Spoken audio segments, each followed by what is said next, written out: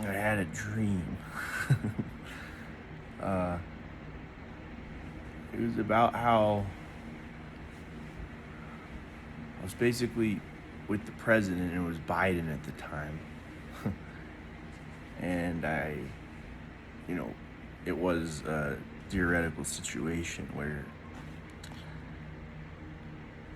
the war, there was a war with Iran, and which I think is happening now, but it was with Biden.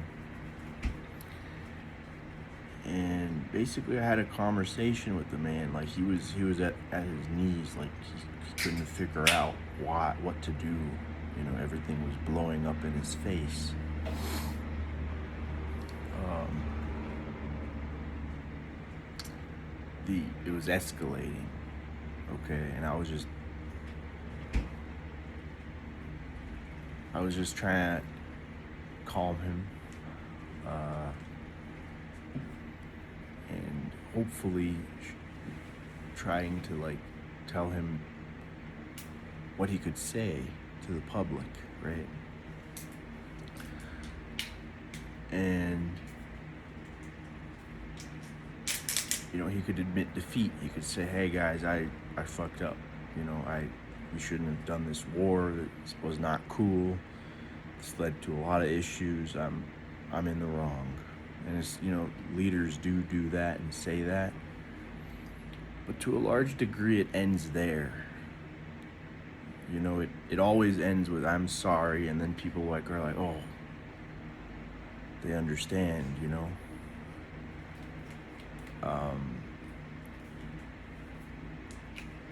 Because at the end, people, when they hear "I'm sorry," they see that you're trying, and then to do good, to help. But at the end, they see that you're just a human too. So it's very hard though. So then it's weird. It just becomes this situation where it happens to me now, the same situation he's in. It's easy for someone to tell you what to say and then you to go repeat it inauthentically.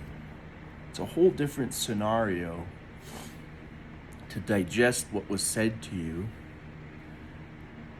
and integrate it into you, you know? And that happens to me because what he ends up doing is during this interview or whatever, he defers the cameras to me. He says, "Look at him, he's the one who knows what to do." And then I'm speechless, and I start with "America fucked up," and then the guy starts interviewing me and saying like, "What do you mean? Like, people are meant to, you know, have leaders and all this," and he's in this tight, I'm being squeezed into a tight area because I don't have a plan, you know?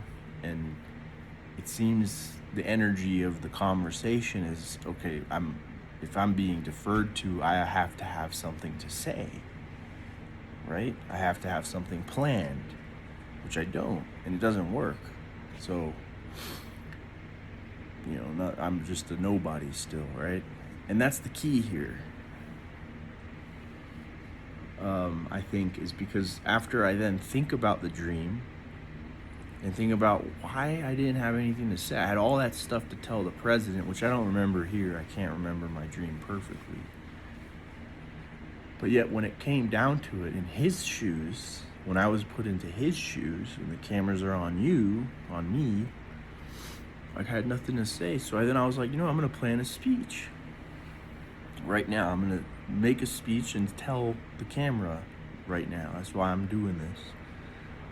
And what my speech was it started out like this. That we're all looking for someone to protect us. And thus, someone who can take all our woes, all our concerns, all our blames. You know, my dad the other day told me in Turkey, well, I shouldn't say that, never mind. But governments. We're looking them for them to protect us, right? We're looking to enact a system separate from us that will basically keep us safe.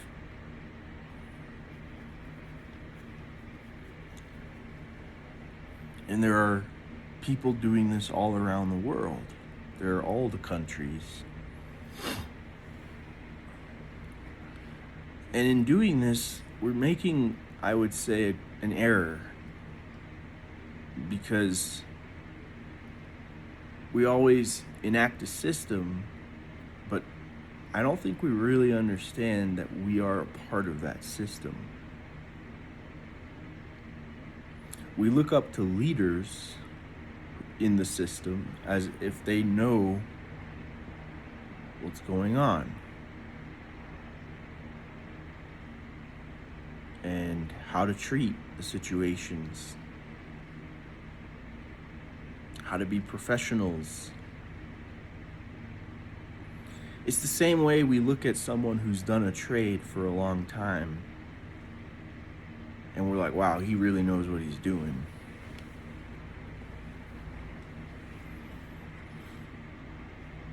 And I'm here to tell you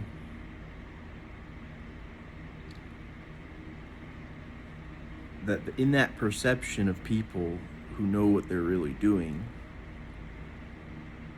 there is some sort of psychological projection happening. Meaning, what you feel like you can't do,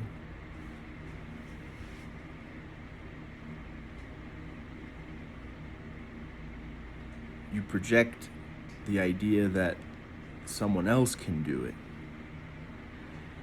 And it's not to say they can't do it. They can. They're also professionals. But what I'm trying to say is you can do it. And I know it appears that because you do it in a different way than they do it, that you're not able to do it. But you are. Even if you make mistakes while doing it. Even if you use a broom backwards like Patrick and SpongeBob.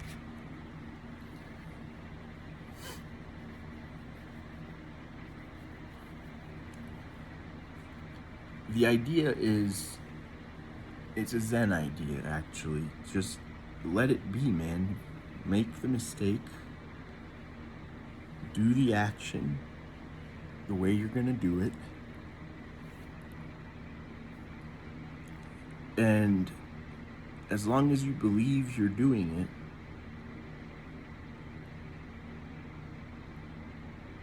then you're doing it. There is no state of full knowing. There's the conscious state where you could do something wrong purposely and say, oh look, I'm trying to prove Ibert wrong, I'm doing this wrong.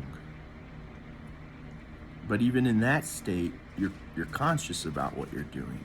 So you've already answered the question yourself of if you're doing it right or wrong. But when you try to do something, that's when you're always doing it right. Even if you are doing it wrong. Because there is no wrong when you believe you are right. When you're fully there with yourself. And all the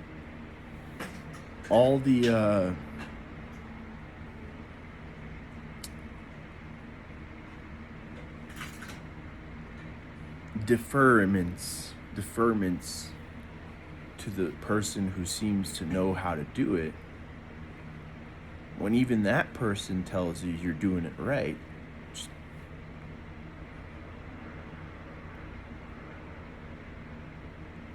then that's a clear signal that you're doing it. Yes, things take time to learn.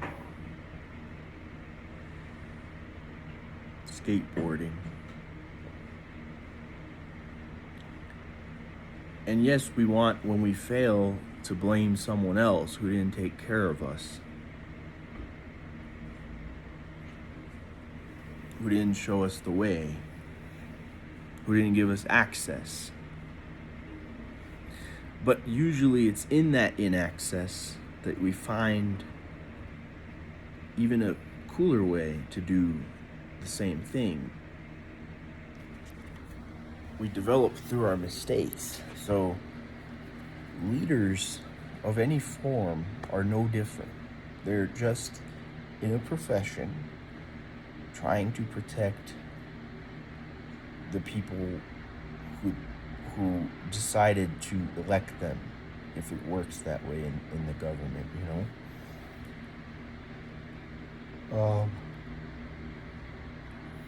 and this form, after COVID, I think it really broke, that a lot of people started seeing that there was no real intelligent professional that we projected in our minds out there looking after us, someone to carry us, our woes, our fears. And then, some people turn to religion for that.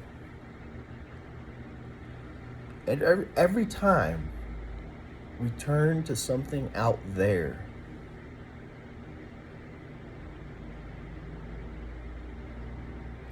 every time we destroy our own capability,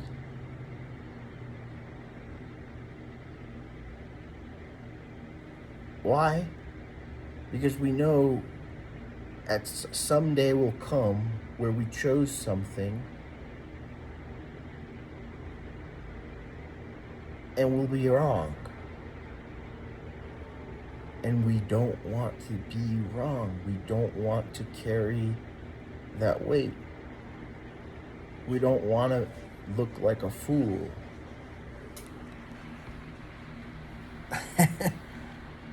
But I think now shit is shifting, where we're admiring those who can look like the fool. And people are more so finding that they're in themselves, they wish they were the fool.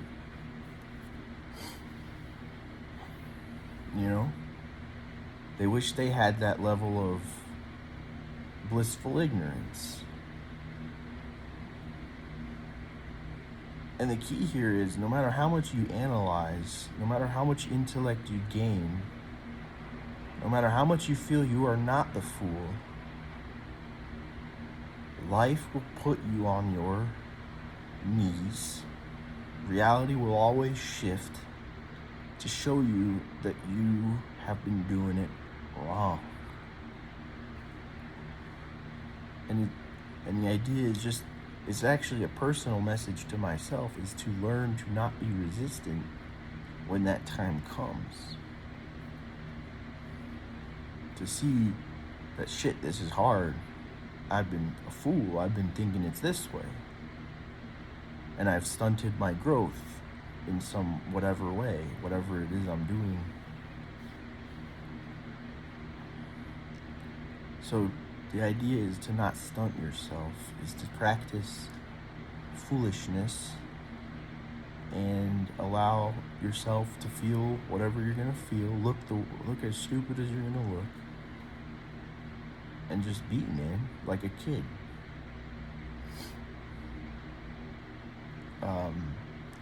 A lot of people already know this, I think, internally. No need to say it.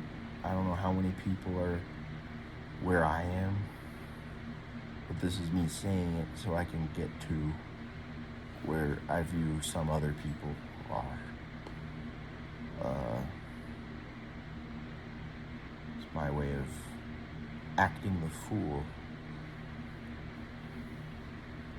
or being the fool, I don't know. So I'm just trying to say that, like, if you bring people to war, it's quite a failure, I would say. and it could be viewed as a success by certain people, but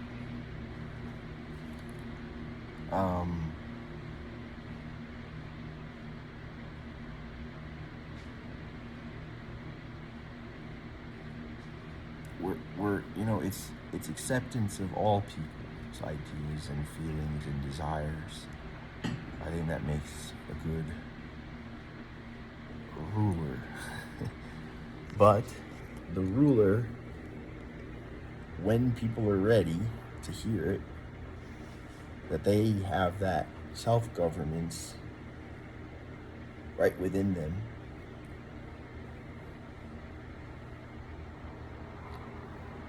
will shift.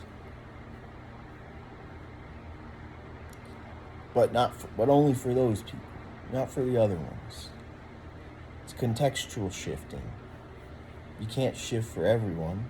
You'd be helping these people, but you'd be ruining these people. Because they don't want to. They don't want to know that. They don't want to hear that. They want to be held, and that's totally okay. Don't you want to be held? Don't I want to be held? Of course. But it comes a time where it's like Santa Claus, like it's awesome that he fucking exists when you're a kid, but once you've seen it, once you see that it's not there, government is kind of a farce. But what do you do after that point? You let it. You can't pretend that it's not. You could. That would be another foolishness. That'd be fun, Go ahead. Do that too.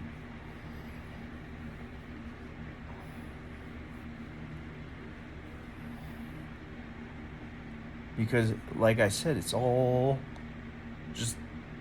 okay. Any way you go is fine, man.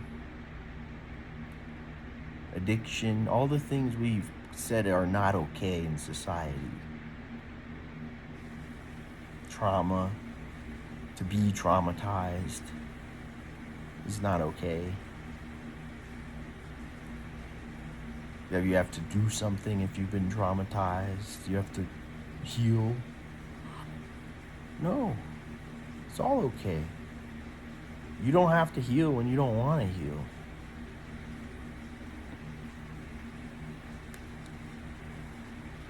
There is no image to sell to anyone about yourself. There's just you, man.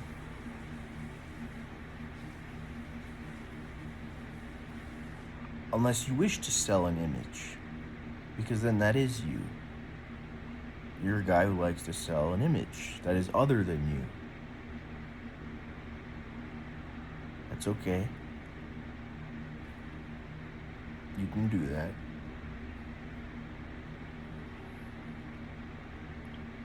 There's something there, for you.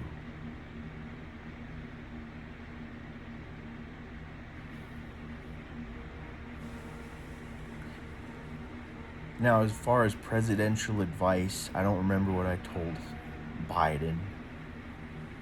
It was like, I was like saying, yeah, if someone was to just get a recording of what I was speaking to him, and then also what he was responding with, which then allowed me to speak to him more, then yeah, they would understand what I'm talking about. But then when the camera came on me, boom, the ego trying to sell something different. And so I don't have any words because I don't operate that way. And I don't remember what I was saying. It was just something about like, dude, war is not like you if you've gotten that to that level, then you have to admit like, hey, I fucked up. Like, I don't know what I'm doing. Just say it. Or keep fucking up. That'll do something too. It doesn't matter what you do. But if you're looking for someone who knows what they're doing, who looks to know what they're doing, in my world, you're in it. You know what I mean? You're in the Santa Claus.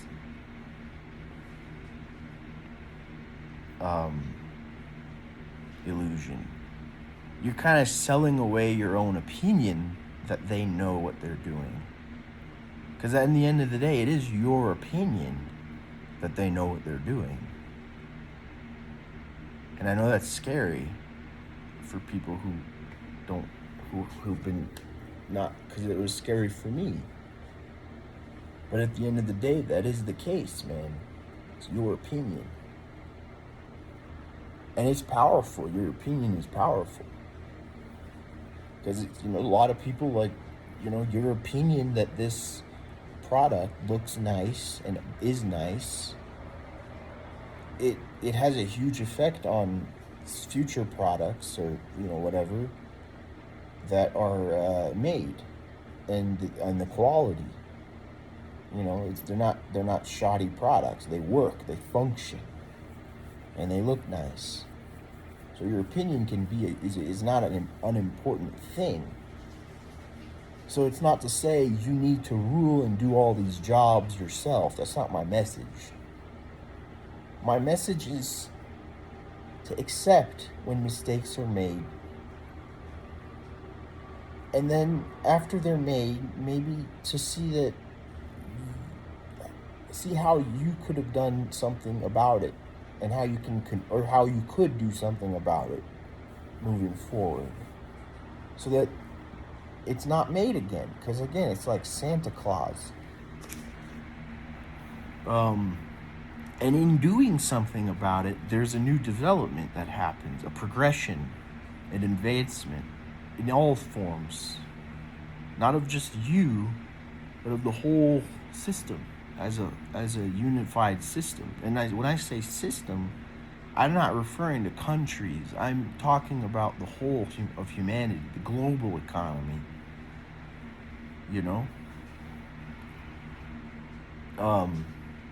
Because we're all working here together, man. And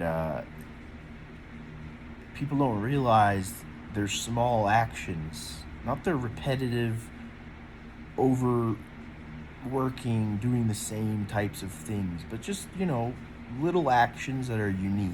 Those have power. They don't think they do, going and turning on a lamp in the house, for instance. It's like an automatic thing for a lot of people. But I've learned by watching how much that lamp can change my atmosphere and thus change my line of thinking. My whole context of the day can be flipped by just that light. So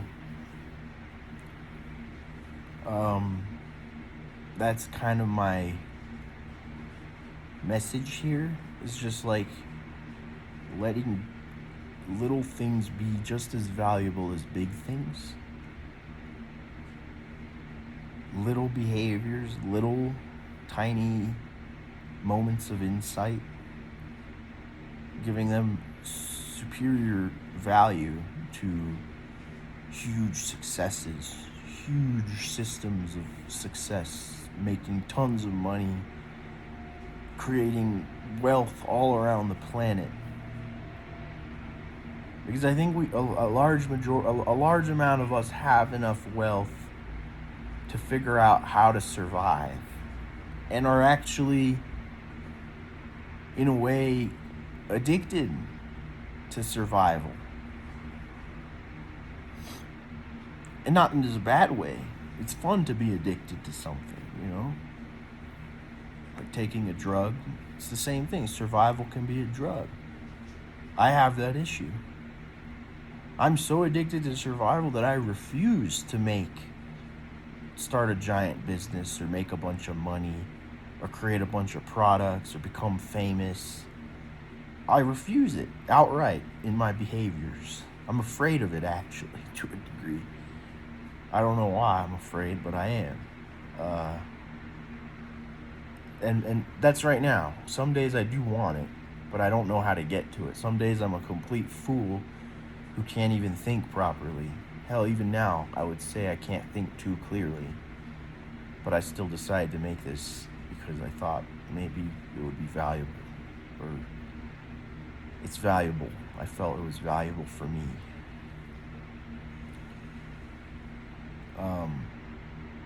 But that's the key, you know. My best moments in life, when I think back, are just like the little parts, like playing RuneScape with my brother, or with Alyssa, just like laughing about something stupid, or just like a little funny antic in a movie, like some guy. It's not like the overall plot of the movie or like the overall moral message. It can be, but usually it's like some character who just has a funny personality, you know. That's the extent of my extreme glee in life. You know, it's the moment you meet someone and you listen to how they talk, and it's like, oh, that's so cool. Either how they talk, like the style, the inflection, or the eye contact, or just the realness of the situation, or the topic, what they like to think about, how their mind works.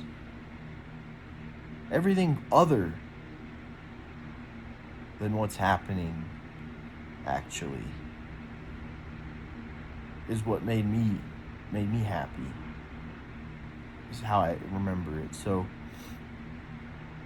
this isn't really happiness, you know, for me. It's more like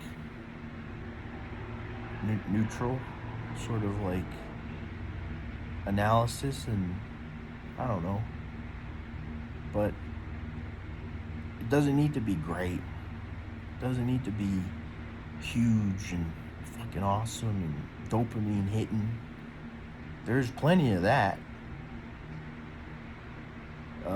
There's also plenty of this boring shit. But that's kind of where I'm like feeling now, you know, is